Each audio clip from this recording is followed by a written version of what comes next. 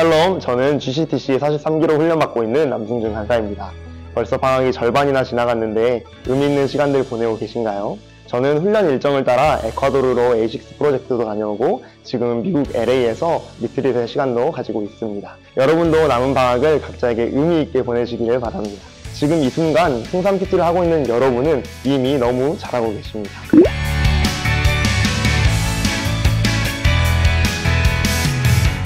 오늘 본문에서 다윗은 사탄의 충동으로 인해 인구조사를 명령하게 됩니다. 요압이 이는 옳지 않다고 충언을 했지만 다윗은 뜻을 굽히지 않은 채 재촉했고, 요압은 이를 못마땅히 여겨 명령을 따르기는 하지만 성실하게 이행하지 않습니다. 충언을 하는 요압의 모습은 의로웠으나 리더에게 순종하지 못하는 모습은 옳다고만 할 수는 없을 것 같습니다. 결국 인구조사는 완료되었고 다윗은 엄청난 군사력을 가졌음을 눈에 보이는 수치로서 알게 되었습니다. 그리고 이어지는 7절에서 하나님은 이 인구조사를 악하게 여기시고 벌을 주십니다. 다윗도 후회하며 죄를 지었음을 고백하고 용서를 구합니다.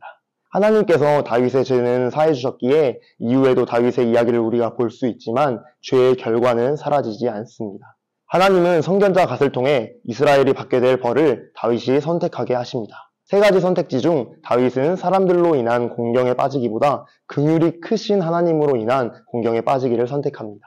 결국 하나님의 자비를 구하는 그의 선택은 죄를 지었음에도 이를 인정하고 다시 하나님을 찾는다는 점에서 우리가 배울 점인 것 같습니다. 그럼에도 불구하고 죄의 결과는 여전히 있기에 결국 전염병이 돌아 이스라엘 백성 7만 명이 죽는 결과가 따라옵니다. 저는 오늘 말씀을 묵상하며 먼저는 요압의 모습에 집중하게 됐습니다. 요압은 자신의 리더인 다윗에게 너무 맞는 말을 잘 했습니다. 그러나 그것이 받아들여지지 않았을 때 리더에게 온전히 순종하지 않습니다. 비슷한 상황에서 내 말이 진짜 맞는 말이었을 수도 있지만 내가 기준이 되어 기분에 따라 행동했던 수많은 순간들이 떠올랐습니다.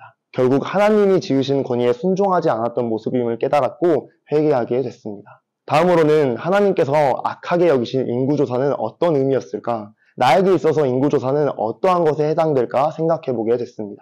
인구조사는 하나님이 아닌 의지할 것, 믿는 구석을 만드는 것이었습니다. 자신의 군사력을 확인하고 이를 통해 안정감을 얻고자 했던 다윗의 모습이 제게도 있었습니다. 부끄럽지만 통장에 돈이 있으면 여유가 있습니다. 그리고 그렇지 않을 때면 가만히 있지 못합니다. 이를 해결하기 위하여 물론 기도도 하지만 머리가 돌아버리도록 굴리고 움직이던 순간들도 있습니다. 하나님께 기도하고 싶기보다 이건 내 뜻대로 할 수 있었으면, 이건 내 뜻대로 됐으면 좋겠다고 생각했습니다. 그런데 사실 다윗에게 엄청난 군사력이 없었을 때도 그는 승리했습니다. 가는 곳마다 승리했습니다. 하나님이 함께 하셨기에 아무 문제 없었습니다. 하지만 하나님께 묻지 않고 스스로 행할 때 그는 공경에 빠졌습니다. 마찬가지로 저도 제 힘으로 무언가 하려 할 때면 해결되지 않고 돌고 돌았습니다. 그리고 포기할 때에야, 다시 하나님을 바라볼 때에야 필요한 모든 것을 가장 적절한 때에 허락해 주셨습니다. 물질적인 것뿐 아니라 제 삶의 모든 영역에서 그렇게 해주셨습니다. 그러나 저는 이를 자꾸만 잊어버립니다. 하나님께 맡길 때에 나를 사랑하신 하나님께서 가장 적절한 하나님의 때에 하나님의 방법으로 일하신다는 것을 자꾸만 잊어버립니다. 이 시간 이를 회개합니다. 오늘 말씀을 묵상하며 제가 만났던 이 하나님을 기억하기 원합니다.